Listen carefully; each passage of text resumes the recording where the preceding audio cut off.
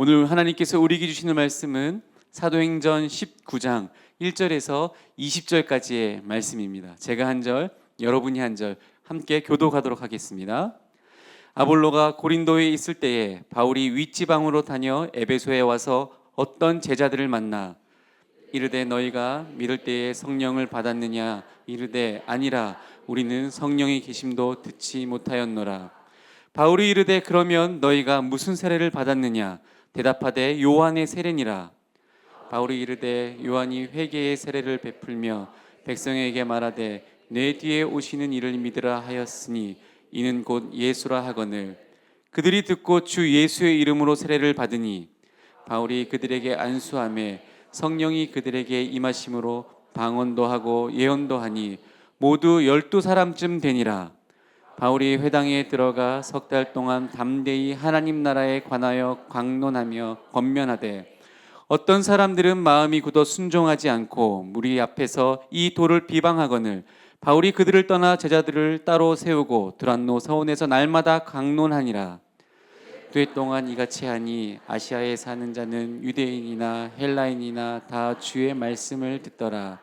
하나님이 바울의 손으로 놀라운 능력을 행하게 하시니 심지어 사람들이 바울의 몸에서 손수건이나 앞치마를 가져다가 병든 사람에게 얹으면 그 병이 떠나고 악기도 나가더라.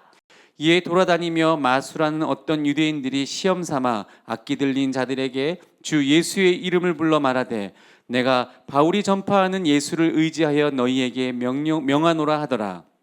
유대의 한 제사장 스게와의 7 아들도 이 일을 행하더니 악기가 대답하여 이르되 내가 예수도 알고 바울도 알거니와 너희는 누구냐 하며 악기 들린 사람이 그들에게 뛰어올라 눌러 이기니 그들이 상하여 벗은 몸으로 그 집에서 도망하는지라. 에베소에 사는 유대인과 헬라인들이 다 이 일을 알고 두려워하며 주 예수의 이름을 높이고 믿는 사람이 많이 와서 자복하여 행한 일을 알리며 또 마술을 행하던 많은 사람이 그 책을 모아 가지고 와서 모든 사람 앞에서 불사르니 그 책값을 계산한즉 은 5만이나 되더라. 이와 같이 주의 말씀이 힘이 있어 흥왕하여 세력을 얻으니라. 아멘. 모두 자리에 앉으시겠습니다. 할렐루야. 순전한 교회 주일 예배에 참여하시는 여러분 모두를 주님의 이름으로 환영합니다. 우리 인사 나누실까요? 사랑하고 축복합니다. 잘 오셨습니다. 자, 오늘 본문으로 바로 들어가겠습니다. 본문 19장 1절 말씀 우리 한 목소리로 읽어볼까요? 함께 읽겠습니다. 읽습니다. 시작. 아볼로가 고린도에 있을 때 바울이 윗지방으로 다녀 에베소에 와서 어떤 제자들을 만나. 여러분, 아볼로 이제 한 2주 동안 이제 다른 설교 듣다 보니까 어쩌면 사도행전의 이 흐름을 또 잊어버리셨을 수도 있는데 아볼로 기억하시나요? 아주 언변이 뛰어났고 세례 요한의 세례까지는 알고 있었지만 예수님에 대해서는 잘 모르고 있었던 아볼로가 에베소에 와서 회당에서 강론할 때 이 브리스길라와 아굴라 부부가 이들이 아볼로가 하는 이야기를 듣고 아볼로가 아직 복음을 모르는구나. 그래서 데리고 와서 복음을 가르치고 그가 복음 안에서 말씀을 깨닫기 시작하자. 그는 구약에 이미 능통한 사람이었죠.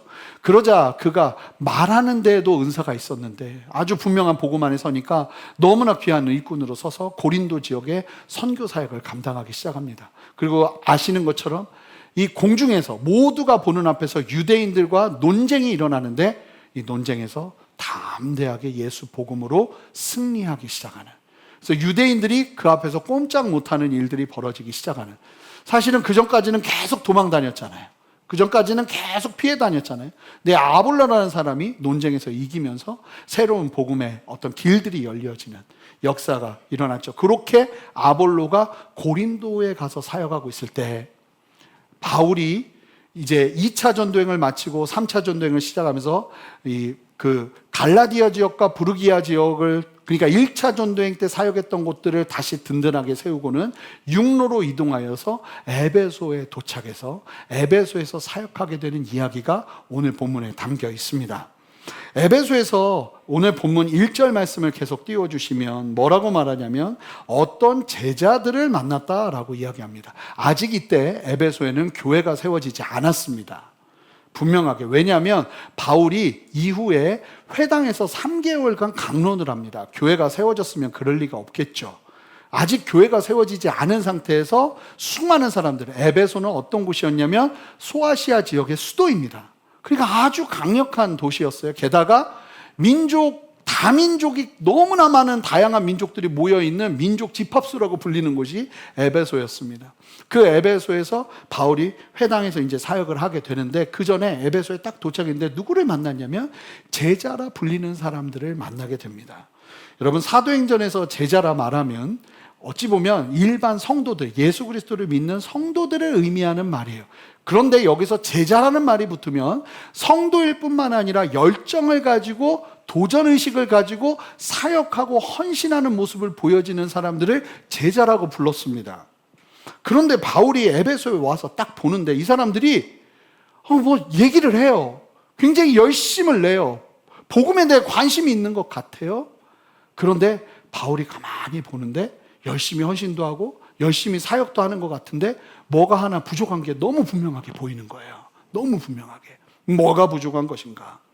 바울이 에베소에 와서 보니 어떤 사람들이 있는데 한 가지를 이 사람들에게서 확인해야겠다 싶은 게 일어나는 거예요. 예수 믿는 사람처럼 보이는데 뭐가 이게 좀 이상한 거죠. 그래서 확인하기 위해서 묻는 말씀이 2절이에요. 우리 무엇을 확인하는지 함께 보도록 하겠습니다. 2절 말씀 함께 한 목소리로 힘차게 읽습니다. 시작. 이르되 너희가 믿을 때 성령을 받았느냐? 이르되 아니라 우리는 성령이 계심도 듣지 못하였느냐. 뭘 묻습니까? 너희들이 믿을 때, 혹시 믿을 때 너희들이 믿는 믿음 안에 온전하게 믿는다고 하는 그때에 성령을 받았냐고 물어요. 바울이 보였던 거예요. 뭐가 보였냐면 열심도 있고 최선도 다하는데 성령이 보이지 않는 헌신인 거예요. 여러분, 그들이 말하는 것을 보니 아직 성령을 받지 않았구나 하는 것이 보이는 거죠. 여러분, 우리에게도 이런 일이 있을 수 있을까요? 없을까요? 있어요. 여러분, 아무리 우리가 예수님을 믿는다 해도 어떤 영역에서 어떤 경우는 보면 정말 과연 우리 교회는 아무도 없지만 제가 이렇게 만나서 보면 정말 성령을 아는 것일까? 성령 그분을 경험한 것일까? 성령 안에서 온전하게 거듭난 것일까? 라는 생각이 들게 하는 사람들이 있단 말이에요. 교회는 열심히 와요. 예배도 열심히 드려요. 이렇게 다 앉아서 은혜 많이 받는 것처럼 보여요.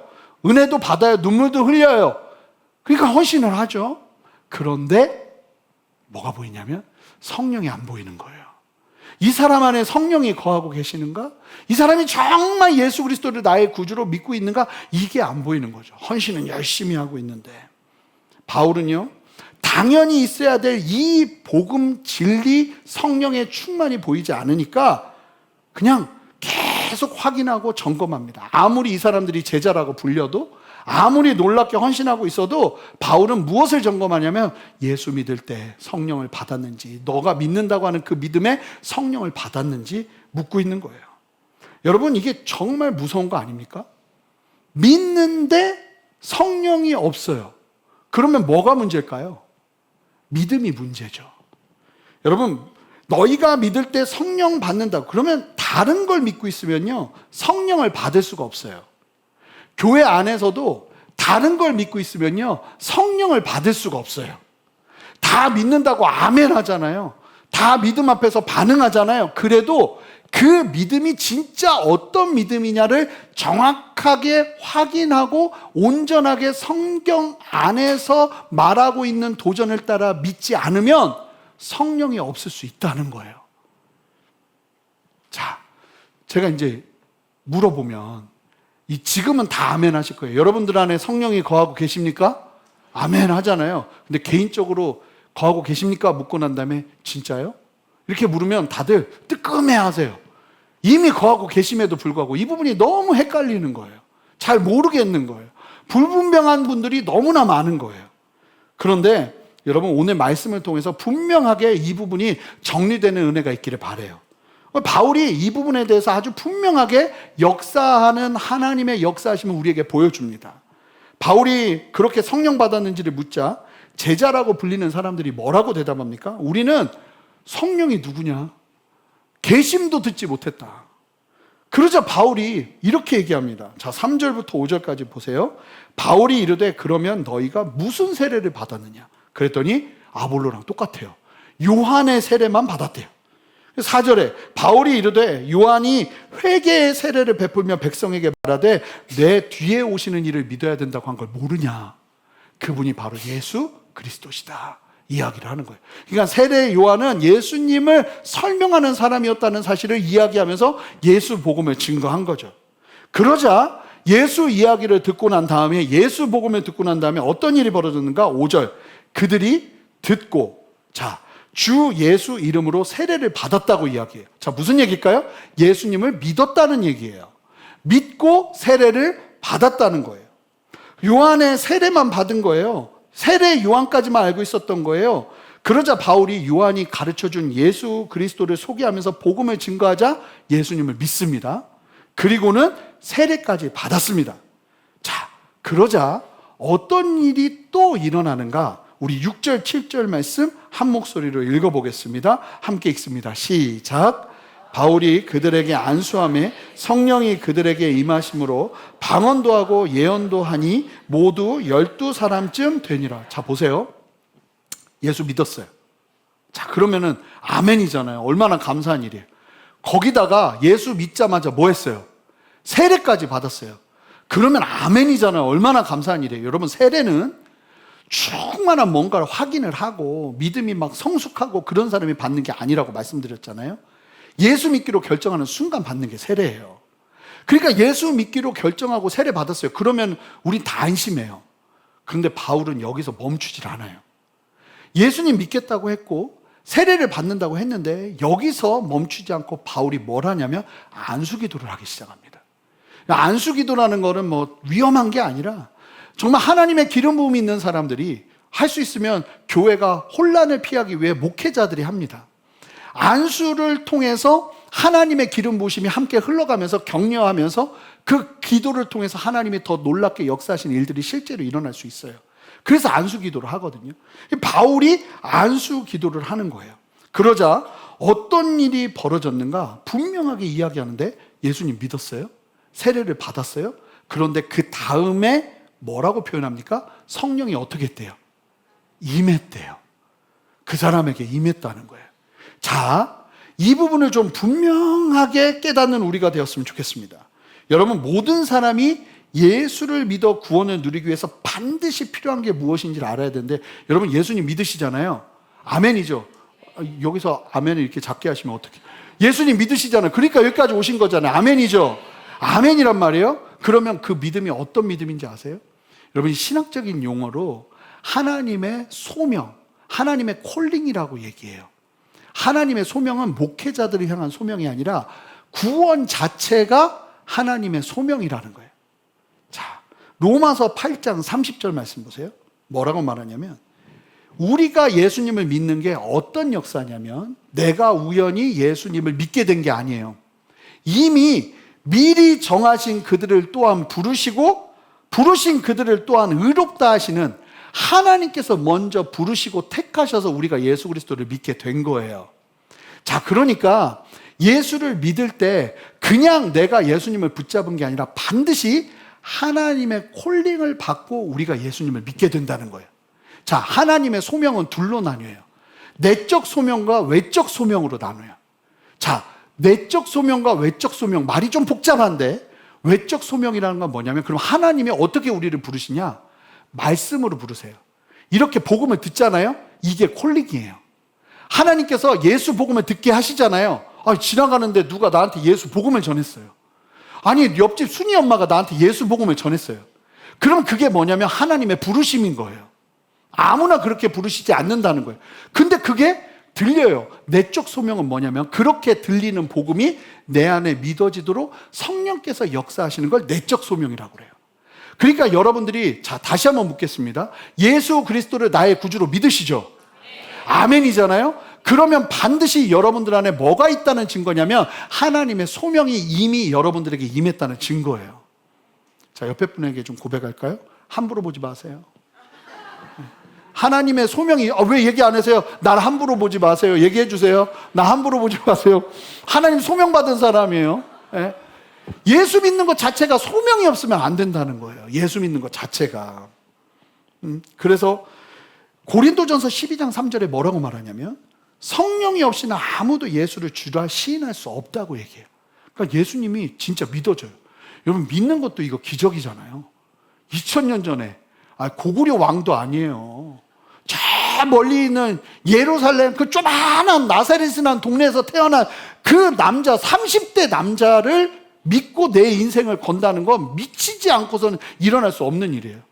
근데 그분이 나의 죄를 위해 십자가를 지시고 부활하셔서 나의 죄의 삭을 다 치르셨고 그것을 믿는 나는 이제 구원받는다고 믿으면 사실 이건요 기적 중에 기적이죠. 이걸 누가 하시는 거냐면 성령께서 하신다는 거예요. 자, 그런데 오늘 본문을 보니까 재밌는 거예요. 자, 그러면 예수 믿고 세례 받을 때 이미 성령은 역사하신 거예요, 안 하신 거예요? 역사하신 거잖아요.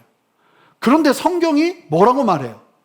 바울이 거기서 멈추지 않고 안수기도를 하며 그제서야 뭐 했대요? 성령이 뭐 했대요? 임했대요. 자, 사도행전을 보시면 지금까지 오늘 본문이 있기까지의 사도행전을 보시면 오순절 사건은 아주 특별한 사건이니까 그걸 일반화하기는 쉽지 않아요. 그 다음부터 예수 복음을 들은 사람들이 어떻게 성령을 경험했는가를 좀 볼 필요가 있는데 그 다음에 나오는 사건이 사도행전 8장에 사마리아 교회 교인들이 예수 그리스도를 믿게 된 사건이 나와요. 빌립 집사가 사마리아 지역에 가서 복음을 전했더니 예수를 믿고 교회를 형성했습니다. 예수를 믿고 세례를 받았습니다. 이방인들이 교회를 형성하고 교회를 이루고 세례를 받고 예수를 믿었다는 얘기에 깜짝 놀란 예루살렘 교회의 리더들이 베드로와 요한을 파송해서 확인하게 합니다. 그리고 베드로와 요한이 그제서야 사마리아 교회로 가서 성도들에게 안수하면서 함께 기도하는데 그때 뭐가 임해요? 성령이 임합니다. 자, 그러면 이 사마리아 교인들이 이거 굉장히 중요한 얘기예요. 여러분들은 별로 이렇게 중요하게 생각하지 않는 것 같은데 중요하다면 목회자가 중요하다면 중요한 거죠. 아멘. 네, 중요하니까. 그 예수를 믿는 과정에서 성령은 반드시 역사해요. 그런데 성경이 뭘 얘기하냐면 성령이 임했다는 표현을 다르게 사용해요. 이건 좀 다른 차원의 문제인 거예요.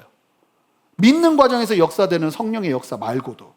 그런데 또 사도행전 10장에 보면 이게 같은 어떤 루트를 같은 형식과 같은 순서로 진행이 돼야 되는데 또 달라요. 사도행전 10장에 보면 고넬료 가정이 예수 믿고 변화된 사건이 일어나는데 이때는 예수 복음 듣고 기도하자마자 성령이 임해요. 예수를 믿는 순간 성령이 임한다는 거예요. 그럼 또 그 다음에 계속 그렇게 돼야 되잖아요. 이방인들이니까, 완전한 이방인들이니까. 그런데 오늘 본문에 사도행전 19장의 에베소와 그 제자들을 보니까 또 어떠냐면 예수 믿고 세례 받았는데 바울이 안수하니까 그제서야 성령이 임한다는 거예요. 자, 기본적으로 복음주의라고 하잖아요. 어떻게 보면 칼빈주의라고 하는데요. 복음주의는 어떻게 가르치냐면 예수 믿는 순간 예수 믿는데 성령께서 우리 안에 역사하지 않으면 예수를 믿을 수 없기에 우리 안에 성령이 내주하신다고 가르쳐요. 그래서 성령 세례라는 것, 성령의 그 충만은 예수 그리스도를 믿는 순간 우리에게 임하는 거라고 가르치죠. 오순절, 순복음 계열, 은사주의 교회들 이런 곳은 또 다르게 가르쳐요. 어떻게 가르치냐면 예수 믿는데도 성령은 역사하시지만 특별히 성령께서 강권적으로 역사하시는 성령 세례의 타임이 있다. 그때 웬만하면 다 방언받아야 된다. 뭐 이렇게 가르치는 거예요. 그래서 순복음교회 다 그런 건 아니겠지만 순복음교회에서는 방언 못 받으면 사람 취급 못 받아요. 목회자가 방언 못 받는다 신학교 갈 수도 없어요. 코카콜라 거꾸로 해서라도 방언을 해야 되는 상황이 처해지는 거예요. 저희 옛날에 방언받게 해준다고 어떤 목사님이 청소년들 다 앉혀놓고 할렐루야 거꾸로 해라. 안 되니까 코카콜라를 거꾸로 하래. 코카콜라를 거꾸로 계속 하니까 방언받았다고 하더라고요. 굉장히 위험한 사역을 하더라고요. 아니죠. 그런데 그런 이야기들도 한단 말입니다. 근데 중요한 건 뭐냐면 일반적으로는 예수 그리스도를 나의 구주로 제대로 믿으려면 성령의 역사 없이는 불가능해요. 그러니까 성령 세례가 예수 그리스도를 정말 나의 구주로 믿고 회개하고 정말 내가 죄인이라는 사실이 깨달아지고 하는 상황 가운데 역사되어지는 게 일반적이에요. 그런데 성경은 그것만 얘기하진 않아요. 어떤 경우는 예수를 내가 믿고 있지만 성령께서 강권적으로 나를 붙드시는 성령 세례라 불리는 그 충만함을 경험하는 첫 시간이 필요한 사람들이 있어요. 제가 그랬거든요. 제가 이전부터 예수님을 알고 예수님을 믿겠다고, 예수님을 따르겠다고 저는 5학년 때 침례를 받았어요. 예수님을 믿고 따르겠다고 세례를 받은 거죠. 그런데 잘 모르겠더라고요. 왜 나를 그렇게 죄인이라고 그러는 거야? 그렇게 화가 나더라고요. 저는 성정상 이렇게 죄인 같은 사람이 아니에요. 저는 부모님 말씀도 많이 어기면 힘들어서 못 어겨요. 그냥 사람이 그런데 맨날 와면 죄인이라고 그러니까 막 화가 났단 말이에요. 교회 와서. 그런데 성령께서 고등학교 2학년 때 분명하게 저에게 강권적으로 역사하셨어요. 그러고 났는데 제가 제일 먼저 내뱉은 말이, 울면서 내뱉은 말이 뭐였냐면, 주님, 전 죄인입니다. 고등학교 2학년이 뭔 죄를 그렇게 져요. 근데 성령이 임하고 나니까 내가 죄인이라는 게 그냥 이거는 깨달아지는 게 아니라 그냥 오더라고요. 분명한 거죠. 그러고 나서부터 내 인생이 바뀌기 시작하는 거예요. 근데 어떤 분들은, 대부분의 분들은 예수 그리스도를 믿는 순간 그러한 역사가 일어나지만, 자 보세요. 성령이 내 안에 계시는데 성령이 나를 막 강권적으로 이끄시고 막 이끌어 가시는데 그걸 모르면 됩니까? 안 됩니까? 안 되죠. 물론 다 막 느끼고 깨닫고 이건 아니지만 그래도 적어도 성령 그분이 내 안에 계신다는 두려움과 떨림이 있어야 될 거 아닙니까? 근데 만약에 없다면 물어야 되는 거예요. 오늘 말씀 속에서 성령이 예수 믿는 순간 너에게 임하더냐? 지금 여러분들의 삶에 성령이 함께하고 계십니까? 그 말에 아멘이 나와야 되는데 마음 한구석이 두려워, 걱정돼, 잘 모르겠어.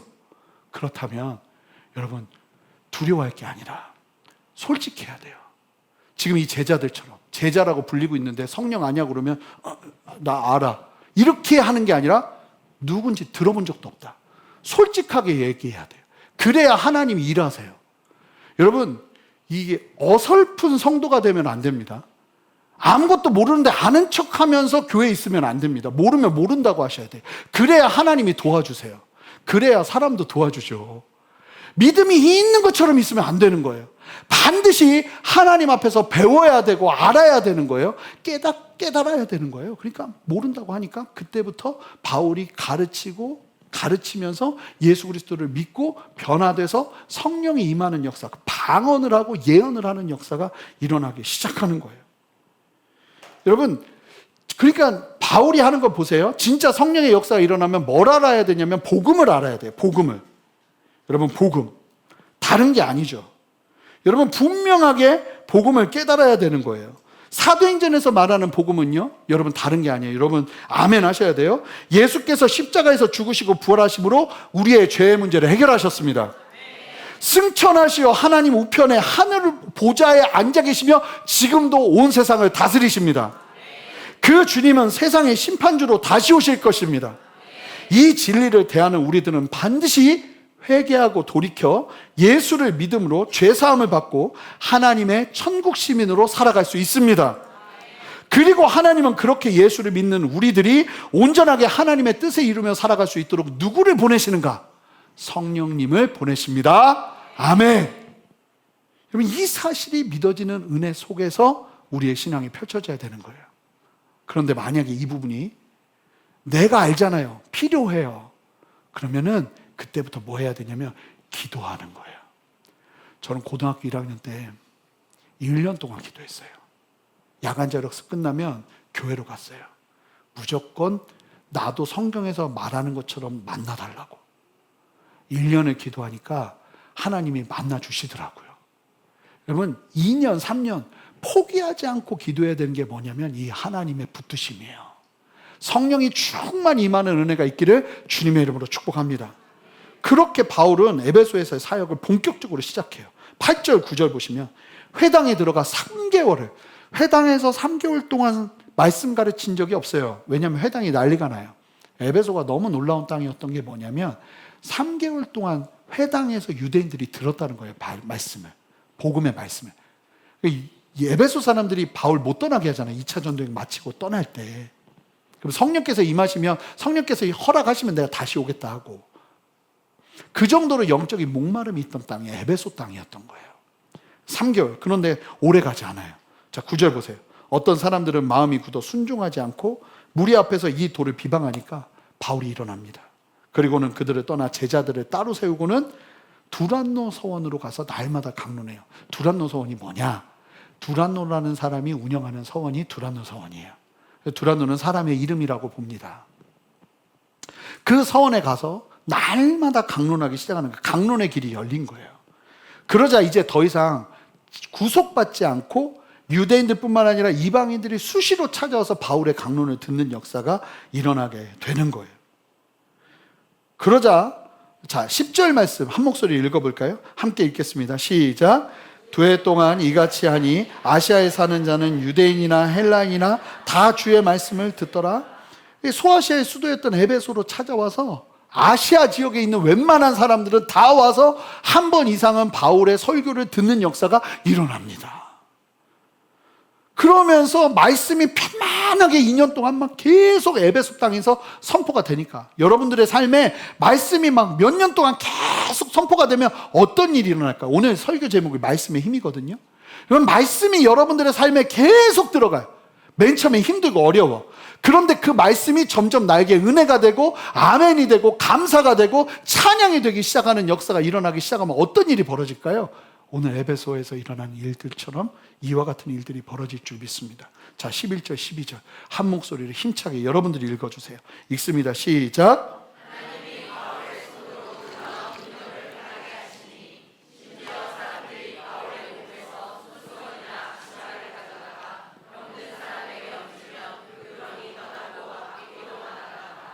말씀 사역과 함께 예수 그리스도의 이름으로 안수하면서 기도하기 시작하자 어떤 일이 벌어지냐면, 성경에서 이런 일은 처음 일어나요. 반드시 예수님이 말씀하시거나 기도해 주시거나 사도들이 말하거나 기도하거나 찾아가거나 아니면 믿음으로 고백하거나 이래야 되는데, 어느 정도였냐면 바울이 쓰던 손수건, 바울이 텐트 메이킹 하면서 입었던 앞치마를 놓고 가면 그게 수시로 없어져요. 왜 없어지나 봤더니 그거 갖고 가서 오죽 이거 거의 뭐 미신적인 것처럼 보이잖아요. 그런 신비한 일이 실제로 벌어지는 거예요. 영적 세계 속에서 하나님이 푸시기 시작하는데, 아픈 사람한테 바울이 쓰던, 예수님의 손수건이 아니라 바울 하나님의 사람이 쓰던 손수건을 얹었는데 아픈 사람이 나아요. 귀신 들린 사람한테 바울이 쓰던 앞치마를 쿡 얹으니까 귀신이 떠나가는 역사가 일어나는 거예요. 생각해 보세요. 제가 이렇게 막 땀 닦고 막 사역하고 나는데 갑자기 이걸 누가 갖고 가. 그리고 아픈 사람한테 이렇게 딱 얹어. 그러면 막 나아. 그러면 저희 교회는 더 이상 어려움 없이 건강하게 성전 이전을 하지 않을까요? 요즘 기도 좀 하세요. 간구 좀 하십시오. 그런 일이 실제로 일어나니까 에베소가 난리가 나는 거죠. 여러분, 에베소가 어떤 땅이었냐면, 에베소는 특별하게 고린도는 문란한 땅이었잖아요. 음란한 땅이었잖아요. 에베소는 마술술사들이 엄청나게 많은 땅이었어요. 이 마술하는 사람들, 신비적인 체험을 하는 사람들, 주술을 하는 사람들이 엄청나게 많았어요. 그 당시에 책이요, 종이가 없던 시대예요. 책은요, 비싼 것 중에 비싼 거예요. 그런데 집에 한 권씩은 다 있어요. 주술책. 힘들 때 이 주술을 외워봐. 힘들 때, 아플 때 이 주술을 외워. 이런 것들이 집에 하나씩은 있는 집이 에베소였다고요. 하나님이요, 능력 대결하십니다. 그 땅에서 그 사람들이 그렇게 중요하다고 생각하는 그 영역보다 더 크신 하나님을 드러내기 시작해요. 그러니까 막 사람들이 막 낫고, 막 심지어는 바울이 쓰던 손수건만, 그리고 앞치마만 대도, 그러니까 바울이 기도하면 뭐 난리도 아니었겠죠. 그런 일들이 일어나니까 에베소에 또 다른 부작용이 일어나는데, 에베소의 마술술사들이 바울을 흉내내기 시작하는 거예요. 바울을. 자, 13절 보세요. 이에 돌아다니며 마술하는 어떤 유대인들이 시험 삼아 앞귀 들린 자들에게 주 예수 이름을 불러 말하되, 뭐라고 말하냐면, 내가 바울이 전하는 예수를 의지하여 너희에게 명하노라. 자기는 예수를 몰라. 근데 바울은 맨날 예수 얘기만 해. 그러니까 바울이 전하는 예수 이름으로 명하노라. 여러분, 이 신앙을 제가 꼬집을 거예요. 바울이 전하는 예수를 의지하여 너에게 명하노라 하면서 더 심각한 일이 벌어지는데, 이름이 스게예요. 스게. 그리고 그의 7 아들이 어떤 일을 행하는가? 14절, 15절, 16절 보세요. 유대의 한 제사장 스게와 7 아들도 이 일을 행하더니 귀신 들린 사람 앞에서 바울의 예수의 이름으로 명하노니 떠나가라 했던 거예요. 그랬더니 15절, 악기가 대답하여 이르되, 여러분, 귀신은 영적 분별이 굉장히 뛰어나요. 아시잖아요. 예수님 공생의 기간 동안에 세례 요한을 빼놓고 예수님을 가장 먼저 알아본 건 귀신들이에요. 귀신이 뭐라고 그러냐면, 내가 예수도 알고 바울도 알거니와 너희는 누구냐 그러는 거예요. 그러더니 16절 보니까 악귀 들린 사람이 그들에게 뛰어 올라가서 눌러 이기니 그들이 상하여 벗은 몸으로 집에서 도망하느니라. 실제로 제가 그런 분 얘기를 들었다니까요. 목사님이신데 이 귀신이나 이 영적 세계에 대해서 잘 모르고, 왜 신학교는 안 가르쳐 주니까 몰랐는데 부임을 받아 간 거예요. 담임 목사로. 근데 그 마을에 너무 강한 귀신이 들린 아들이 있다고 그래가지고 그 집을 찾아갔는데 장로님들하고 같이 들어간 거예요. 이분이 특수부대 출신이에요. 근데 딱 들어갔는데 그 아들 문을 열자마자 그 아들이 귀신 들려가지고 우악 하면서 그 목사님에게 달려든 거예요. 그러면 기도를 해야 되는데 이 목사님이 바로 날라차기를 해서 기절시킨 거예요. 장로님들하고 다 같이 기대하고 갔는데 귀신 들린 사람을 기절시켰네요. 그 옛날에는 귀신 들린 사람들을 어떻게 했냐면, 귀신 들린 사람 교회에 오면 기둥에다 묶어놓고 계속 때렸습니다. 사실은 귀신이 얘기하기도 하고 그 사람이 얘기하기도 하는데 이 분별을 안 하고 무조건 때렸어요. 그래서 괴롭게 해서 나가게 했어요. 그래서 옛날에 귀신 들린 사람 교회 기둥에 묶여있는 사람들 굉장히 많았어요. 그렇게 축사 사역을 이제 한 거죠. 근데 제가 실제로 경험했던 일인데요. 제가 이제 선교단체에서 훈련 받을 때 이제 한 텀에 이제 여학생이 있었는데, 이 여학생분이 갑자기 기도하다 사역을 하고 있는데, 이제 소그룹에서 사역을 하고 있는데 귀신 들림이 확 드러난 거예요. 귀신 들려서 예수 이름 명하노니 떠나가라고 이제 그 간사님하고 소그룹원들이 막 기도하고 있는데, 귀신 들린 여자분이 갑자기 눈을 이렇게 뜨더니 뭐라고 말하냐면, 니들로는 안 되니까 학교장하고 강사 불러와 그런 거예요. 니들로는 안 되니까 학교장하고 강사. 이거에 속으면 안 되거든요. 우리는 예수 이름의 권세가 있지 우리에게 능력이 있는 게 아니에요. 그런데 위축돼 버린 거예요. 그 말에. 그러니까 이게 실제로 내가 바울도 아는데 예수도 아는데 넌 누구냐 이러니까 이 사람들 완전 쪼그라든 것처럼 뭐 간사님 하면서 난리가 나서 오신 거예요. 우리로는 안 된대요. 우리로는 안 된대요. 그러면서 오신 거예요. 그 실제로 가가지고 같이 기도하는데 예수 그리스도 이름으로 명하노니 떠나가라 하면서 실제로 떠난 일을 본 거죠. 그러니까 학교가 어떻게 되겠어요? 아주 실제적인 영적인 세계가 실제로 일어나고 있고 예수 이름의 권세가 있다는 게 알게 되니까 눈빛이 달라지는 거죠. 참 신기했는데, 이번에 전도행을 저희가 태국으로 갔는데 거기는 저희가 간 지역이 이미 교회가 세워져 있는 곳이었어요. 거기는 그런 일이 없어요. 사람들이 그냥 평안해. 어둠에 묶여있는 사람들도 없고 평안해요. 근데 말레이시아 갔을 때는 진짜 여기는 야생 그 자체였어요. 그러니까 귀신 들림이 막 드러나잖아요.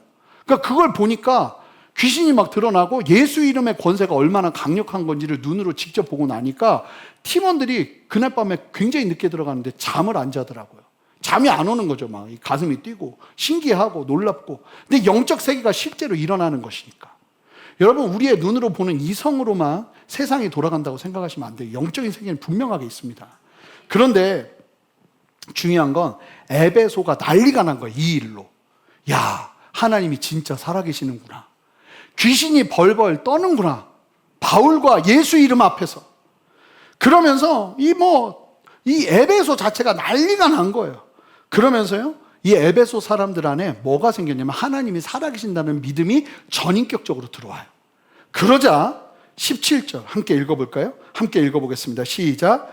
에베소에 사는 유대인과 헬라인들이 다 이 일을 알고 두려워하며 주 예수의 이름을 높이고. 자, 보세요. 예수 그리스도를 온전히 믿고 성령 충만한 삶을 살아가기 시작하는 그 사람에게는 두 가지의 변화가 일어나는데, 첫 번째, 진정한 월십이 일어납니다. 예수 그리스도를 온전하게 높이는 삶이 일어나기 시작해요. 여러분, 하나님이 두려워야 돼요. 여러분, 겁 없이 살면 안 돼요. 이 겁을 상실하고 살면 안 돼요. 예수 믿는 사람은. 하나님이 정말 살아계시고 반드시 심판하실 분이라는 것을 믿는 믿음을 가지고 이 땅을 두렵고 떨림으로 살아야 돼요. 그 두려움을 하나님을 경외한다고 그래요. 이 경외함을 놓치면 절대로 안 되는 거예요. 살아계신 하나님을 우리가 경험하잖아요. 그러면 우리 안에 이 경외함이 막 일어나는 거예요. 두 번째, 여러분 어떤 변화가 일어나는지 아세요? 우리 18절, 19절 한 목소리 읽어보겠습니다. 함께 읽겠습니다. 시작. 믿은 사람들이 많이 와서 자복하여 행한 일을 알리며 또 마술을 행하던 많은 사람이 그 책을 모아 가지고 와서 모든 사람 앞에서 불사르니 그 책값을 계산한 즉 은 5만이나 되더라. 여러분 보세요. 믿은 사람들이 많이 와서 뭐 하기 시작해요? 자기 죄를 고백하기 시작해요. 실제로 평양의 대부흥운동이 1900년대 초반에 일어날 때 교회들마다 난리가 난 게 뭐냐면 시키지 않았는데 갑자기 나와서 자기 죄를 고백하는 거예요. 뭐 장로님이 나와가지고 20살림 했던 거 회개하고 누구에게 사기쳤던 거 회개하고 사람들이 막 고백하니까 심지어는 어떤 일이 실제로 일어났냐면 평양 경찰서에서 경찰들이 교회로 출동을 해요. 왜 출동하냐면 죄 고백하는 사람들 잡아가려고요. 그런데 어떤 일이 벌어졌는지 아세요?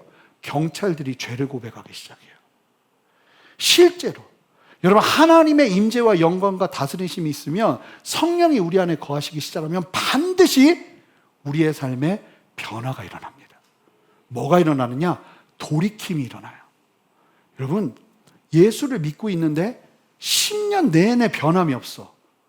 내 안에 뭐 죄를 짓고 살아도 술을 마시고 뭐 진탕진탕 놀고 내가 하고 싶은 대로 하고 주의 성서 엉망진창으로 하고 내 인생 내 뜻대로 사는데도 양심에 전혀 거리낌도 없고 어떤 변화도 없는데 신앙생활은 계속해. 그렇다면 여러분 이건 굉장히 위험한 거예요. 비정상적인 거라는 거죠. 아니 성령이 임하고 나니까 시키지도 않았는데 뭘 합니까? 자기 집에 가지고 있었던 하나님보다 의지했던 힘들면 의지하고 힘들면 바라봤던 그 모든 도서를 가지고 와서 불에 태우는 거예요. 여러분 태우는데 그 값이 얼마였나 봤더니 은 뭐라고 그래요? 5만이었다고 말해요. 여러분 은 5만이 어떤 가치인지 아세요? 한 사람이 150년을 일해야 받을 수 있는 가치예요. 그래서 오늘날 제가 또 이걸 계산해 봤어요. 그래서 오늘날 일반 평균 임금으로 해가지고 150년을 벌면 얼마인가? 63억이더라고요. 쓰지도 않고 63억 원치의 책이며 오늘날 책값 15,000원이라고 계산해서 봤더니요 42만 권이에요. 여러분 그 당시에 에베소 주민들이 얼만큼 살아요? 100만도 안 살고 있었어요. 그 대부분의 사람들이 자기 집에서 책이라는 건 귀했다고 그랬잖아요. 그 당시에 그 책을 갖고 와서 불사른다는 건 결단이 일어나는 거예요. 여러분 예수 믿으면요 어떤 영역은 불태우셔야 돼요. 이게 안 그러면 또 넘어가. 내가 알아요. 안 그러면 난 또 쓰러져. 근데도 계속 두고 있어요? 여러분 아니에요. 예수 믿으면 불태워야 되는 영역이 있어요. 내가 뒤도 돌아보지 않고 반드시 결정하고 결단하면서 불태워야 되는 영역이 있다고요. 태우셔야 돼요. 결단하셔야 돼요. 다리 잘라버려야 돼요. 여러분 저는 헌신할 때 하나님 앞에 항상 하는 게 뒤로 가는 다리는 잘라놓고 시작합니다. 안 그러면 계속 뒤돌아보니까. 분명하게. 그러니까 에베소 교회에서 성도들이 삶을 돌이키기 시작하는 거예요. 그러면서 여러분 하나님 안에서 에베소 땅 전체가 변화되기 시작하는 거죠. 사도행전은 그럼 이 놀라운 은혜와 역사와 기적과 병고침과 귀신 떠나감과 사람들이 회개하고 막 책을 불태우면서 하나님 앞에 돌아오게 되는 그 모든 일들이 어떻게 해서 가능했는가를 20절 말씀으로 정리해서 얘기해 주는데 이게 진리예요. 자, 20절 말씀 우리 한 목소리 힘차게 읽습니다. 시작. 이와 같이 주의 말씀이 힘이 있어 흥왕하여 세력을 얻으니라. 아멘. 여러분 이것이 말씀의 힘인 줄 믿습니다. 바울이 2년 3개월 동안 꾸준히 말씀을 증거하고 나니까 그 말씀을 들은 자들 안에 자연스럽게 뭐가 일어나냐면 성령의 기름 부심과 역사하심과 변화가 일어나기 시작하더라는 거예요. 여러분 참 문제가 뭐냐면 지금 한국 교회 안에 은사를 무시하는 말씀주의, 또 말씀이 약한 은사주의가 아주 양극에 있어요. 사실은 둘 다 건강하지 않은 모습이에요. 여러분, 말씀이 충만하면 반드시 성령의 역사도 충만하게 일어나게 돼 있어요. 성령의 역사가 충만하면요, 반드시 말씀을 사모하게 돼 있어요. 그런데 이게 건강하지 않으면 굉장히 위험한 거예요. 제가 백그라운드가 저는 예수님을 만날 때 방언받고 만났으니까. 그리고 저 예수전도단에 있었잖아요. 맨날 음성 듣는단 말이에요, 거기는. 그 은사, 이게 막 강력하단 말이에요. 거기서 저는 20대를 다 보냈어요. 그리고서 30대에 신학교를 공부하러 간 곳이 사우스웨스턴이라는 학교인데, 그 학교는 성령의 역사와 방언을 다 인정하지 않아요. 오직 말씀만 가르쳐요. 그러니까 아주 막 보수적인 신학이에요. 답답해 보이는. 근데 그걸 다 공부하고 나니까 제가 정말로 깨달은 게 뭐냐면, 이것도 문제고 이것도 문제구나. 그렇다고 그 선교단체가 문제라는 게 아니라 제 성향 중에 너무 성령만 의지하고 너무 말씀만 의지하는 게 문제구나. 뭐가 중요합니까? 말씀과 성령의 균형이 중요한 거예요. 반드시. 그래서 제가 공부를 마치고 사역해야 되는 곳은 말씀과 성령을 가르치는 곳이었으면 좋겠다 했더니 이전 교회, 새로운 교회였던 것 같아요. 그 교회밖에 없었어요. 말씀과 성령의 균형을 외치고 있는 교회는 한국에 하나님이 길을 여시더라고요. 맞거든요. 말씀과 성령의 균형이 너무나 중요한 거예요. 참, 여러분, 바울이 뭐 가르쳤겠어요? 병 고치는 법 가르쳤겠어요? 여러분, 귀신 쫓아내는 법 가르쳤겠어요? 바울은요, 예수 그리스도의 복음과 하나님의 어떠하심만 가르쳤습니다. 하늘나라의 천국 복음만 가르쳤을 거예요. 그런데 그 하나님의 복음과 하나님의 어떠한 분이신지를 온전히 깨닫게 되니까 어떤 일이 벌어집니까? 우리의 삶의 문제들이 해결되기 시작하는 거죠. 교회는 문제 돌파구를 논의하는 곳이 아닙니다. 교회는 하나님의 하나님 되심을 선포하는 곳입니다. 그럴 때 그 하나님을 온전히 깨닫고 복음 안에서 변화되기 시작할 때 우리의 삶의 그 다양한 고백하지 못했던 내 마음의 문제, 내 삶의 문제, 내 상황의 문제까지도 다스리시는 하나님의 다스리심을 경험하게 되는 거예요. 에베소가 그 일이 일어난 거예요. 우리가요, 스게와 아들들처럼 말씀을 대하려는 경향이 너무 많아요. 하나님은 관심 없어. 예수님 관심 없어. 지금 내 삶의 문제 고치는 게 필요해요. 그러니까 내가 만난 예수님이 아니라 그냥 여기서 말하는 예수님의 능력으로 내가 이 문제를 해결하고 싶은 거예요. 스게와 아들들처럼. 스게와 아들 신앙을 가지고 신앙생활하는 분들이 너무나 많다는 거예요. 여러분, 변화되시는 저와 여러분 되시기를 주님의 이름으로 축복합니다. 예수님을 알아야 스게가 그렇게 하고 싶었던 그 일들이 풀어지는데 그걸 모르니 여러분, 우리는 이 싸움에서 넘어지면 안 돼요. 우리는 모일 때마다 하나님 그분을 알고 그분을 배우고 그분 안에서 그분을 온전히 깨달아 그분 안에서 변화되는 은혜가 우리 안에 충만해야 될 줄 믿습니다. 그리고 여러분, 마지막으로 성령 받으셔야 됩니다. 알잖아요. 내가 예수 믿는데 내 안에 성령이 정말로 나를 주장하시는지. 그분이 거하시면요, 답답해서 못 견뎌요. 이거 하면 안 된다는 막 도전이 일어나기 시작하면 불편해서 못 살아요. 그분 안에서 변화되게 되어 있어요. 그런데 만약에 그것이 없다면 여러분, 오늘 함께 기도할 때 성령님 내 안에 충만하게 역사하여 주시옵소서. 필요하다니까요. 예수를 믿어도 성령이 내 안에 충만하게 역사하시는 그 처음 임파테이션이라고 하나요? 성령의 임파테이션, 성령 그분이 내 안에 충만하게 임하는 그 첫 사랑과 같은 만남의 시간이 우리 모두에게 필요한 거예요. 그럴 때 우리가 점점 그분의 성령의 강물에 잠기기 시작하는 거예요. 그 은혜 위에 함께 섰으면 좋겠어요. 우리 다 같이 일어서실까요? 함께 기도하겠습니다. 하나님, 오늘 이 말씀을 기억하며 함께 기도하며 나가기를 원합니다. 성령이여, 우리 안에 충만하게 역사하여 주시옵소서. 아버지, 우리가 불타기를 원합니다. 새로워지기를 원합니다. 우리의 과거를 불태우기를 원합니다. 주여, 새롭게 하여 주시옵소서. 감사드리며 예수 그리스도 이름으로 기도합니다. 아멘. 여러분, 손뼉 치는 건 하나님을 찬양하는 거예요. 너무 강력한 하나님을 향한 믿음의 선포예요. 우리가 새벽 예배 때 시편 말씀을 보면서 대하거든요.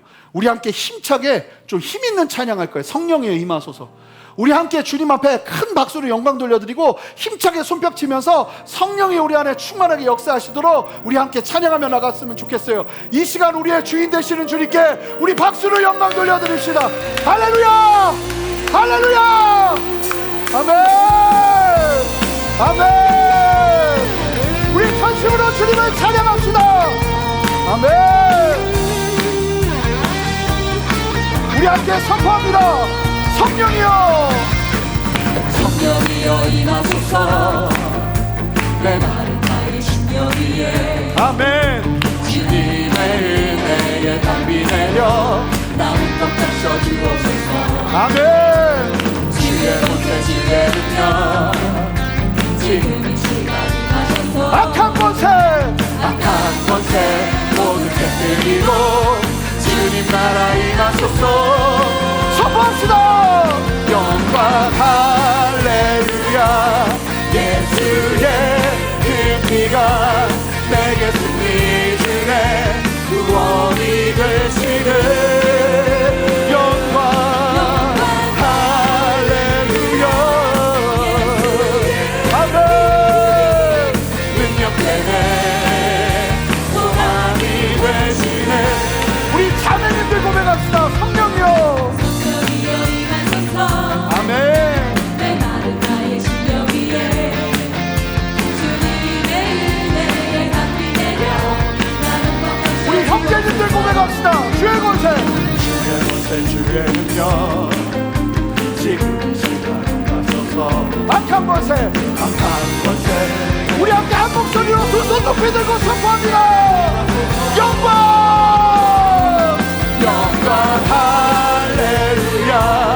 예수의 그 피가 내게 승리 주네. 구원이 되시네. 영광 할렐루야. 예수의 이름이 능력 되네. 소망이 되시네. 영광, 영광 할렐루야. 예수의 그 피가 구원이 되시네. 여러분 사모하세요. 영광 할렐루야. 예수의 이름이 능력되네. 소망이 되시네. 함께 선포합니다. 불을 내려주소서. 내게 우리 두 손을 높이 드세요. 두 손을 높이 드세요. 주가 진 영혼 살릴 수 있도록 나를 태워주소서.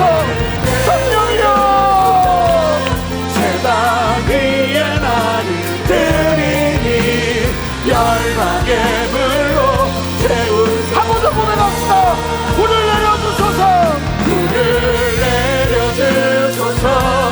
내게 성령의 불을 주가 진 영혼 살릴 수 있도록 나를 태워주소서. 제단 위에 나를 드리니 열방의 불로 세우소서. 여러분, 예수 믿으면 무조건 성령이 우리 안에 충만하게 역사되어야 해요. 기본이에요. 우리 함께 기도하고 사모할 텐데 다 같이 두 손을 듭시다. 성령 하나님, 다시 한번 인정합니다. 오늘 말씀을 보니 어떤 뜨거운 일들이 일어난 것이 아니라 그저 말씀을 따라 기도하고 간구하기만 했는데 하나님께서 이와 같이 성령의 놀라운 역사로 에베소 교회 위에 역사하신 것을 봅니다. 하나님, 그 역사가 나의 역사가 되게 하여 주시옵소서. 이 시간 내 안에 충만하게 역사하여 주시옵소서. 함께 두 손을 들고 주님의 이름 한번 간절히 부르며 기도합니다. 주여, 아멘. 주님 역사하여 주시옵소서. 성령이여 충만하게 역사하여 주시옵소서. 하나님, 깨닫게 하시고 누리게 하시고 알아내게 하시고 아버지의 진리 안에서 새로운 일들을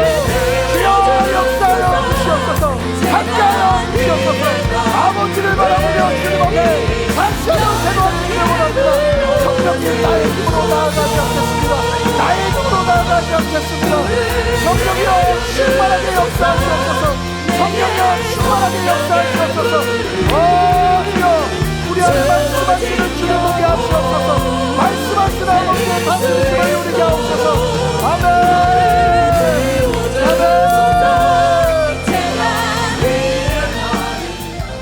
여러분 간절히 기도하세요. 여러분 기도해야 되는데 불을 태워야 되는 분들 계세요. 집으로 돌아가셔서 불 태워야 되는 분들 계세요. 가감하게 정리해. 여러분 그건요 심사숙고해야 되는 게 아니라 은혜가 임할 때 담대하게 하는 거예요. 가차없이 잘라내는 거예요. 우리 다 눈을 감고 하나님 내가 그렇게 불태우기를 원합니다. 나의 과거, 나의 잘못된 하나님보다 의지했던 그 모든 것들 온전하게 불태웁니다. 성령이여 나 변화시켜 주시옵소서. 우리 안에 새 일을 행하여 주시옵소서. 역사하여 주시옵소서. 주님 안에 새로워지기를 원합니다. 자복하며 나갑시다. 주님의 이름 부릅니다. 주여 회개하세요. 기도하세요. 간구하세요. 하나님보다 의지했던 것들, 하나님보다 더 바라봤던 것들 전지하게 얘기하세요. 기도하세요. 간구하세요. 할렐루야. 할렐루야. 주님 우리를 새롭게 하여 주시옵소서. 하나님 온전하게 하여 주시옵소서. 아버지의 생명을 오게 하시기 원하오니 성령의 말씀하시고 역사하여 주시옵소서. 아버지의 그 기름 부음이 함께하기를 원합니다. 아버지의 그 기름 부음이 함께하기를 원합니다. 아버지 변화되게 하시고 불태우게 하시고 아버지 새로워지게 하시고 아버지의 주의 안에서 다시 한번 온전하게 세워지는 역사를 보게 하여 주시옵소서. 아멘. 아멘. 아멘. 하나님 역사하여 주시옵소서. 이끌어 주시옵소서. 성령님과 강력하게 붙잡아 주시옵소서. 아멘.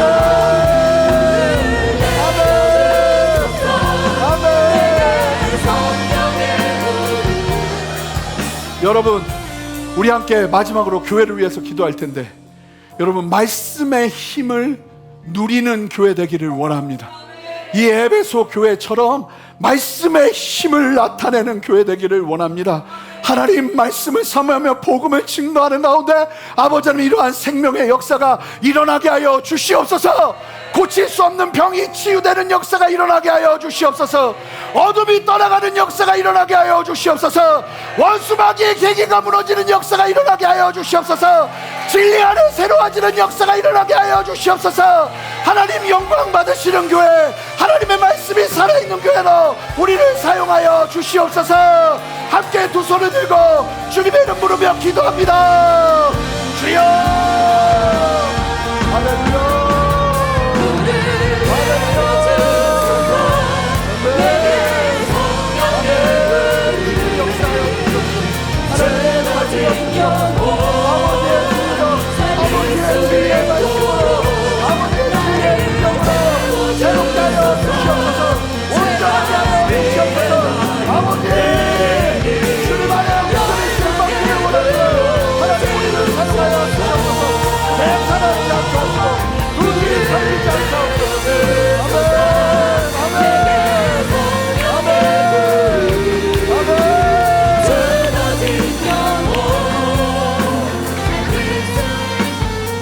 하나님께서 너무 강력하게 주시는 마음이 두 주인 섬기지 않겠습니다. 이 믿음의 결단이 우리에게 필요한 줄 믿습니다.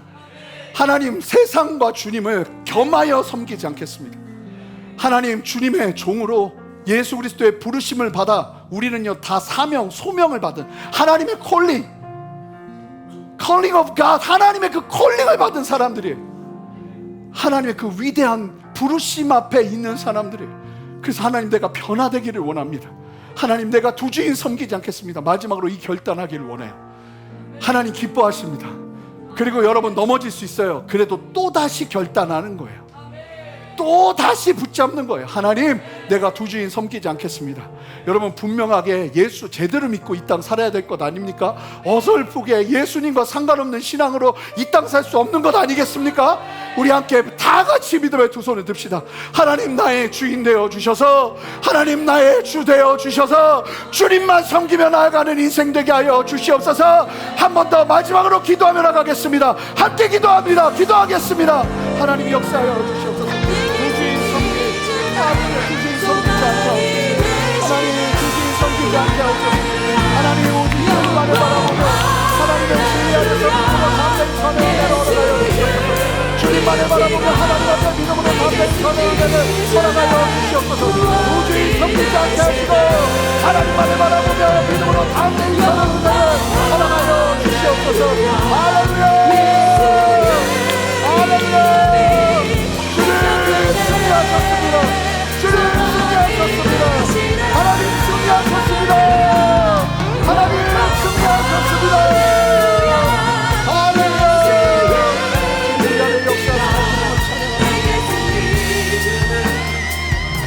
살아계신 하나님, 지금도 역사하시는 하나님, 예수 그리스도의 복음의 진리를 깨달으며 주님 앞에 서는 심령들 위해 오늘 에베소 교인들이 함께 누리고 경험했던 것과 같은 은혜가 충만하게 임하기를 원하오니 주여 역사하여 주시옵소서. 도주인 섬기지 않게 하시고 아버지 성령 충만 놓치는 것 없게 하시고 성령 안에서 순종하며 믿음의 걸음을 담대히 걸어낼 수 있도록 은혜 베풀어 주시옵소서. 지금 나에게 중요한 것은 지금 내 눈앞에 있는 문제에 함몰되는 것이 아니라 그 문제를 딛고 일어서서 나를 붙드시는 하나님이 어떤 분이신지를 아는 것임을 깨닫게 하여 주셔서 진리를 알지니 진리가 너희를 자유케 하리라. 이 믿음의 싸움에서 승리할 수 있는 은혜를 우리 모두에게 허락하여 주시옵소서. 성령님 격려하여 주시고 이미 내 안에 예수 믿는 믿음 온전하게 있다면 이것만으로 하나님의 부르심이 나와 함께한다는 사실을 깨달으며 담대하게 성령을 구하게 하시고 그 안에서 성령을 누리며 믿음으로 담대히 서는 은혜 허락하여 주시옵소서. 특별히 육신의 연약함에 손을 대시기 바랍니다. 이 시간 예수 그리스도의 이름으로 기도합니다. 내가 예수 그리스도 이름으로 명하는 것은 하나님 안에서 회복되어야 될 모든 육신의 연약함들을 온전하게 치유될지어다. 온전하게 회복되어질지어다. 믿음 없으면 떠나갈지어다. 믿음이 우리를 구원하시는 줄 믿사오니 이 믿음의 기도 위에 하나님 치유의 역사를 허락하여 주시옵소서. 이미 고치시고 치유하시는 주님을 찬양합니다. 감사합니다. 예수 그리스도 이름으로 기도합니다. 아멘.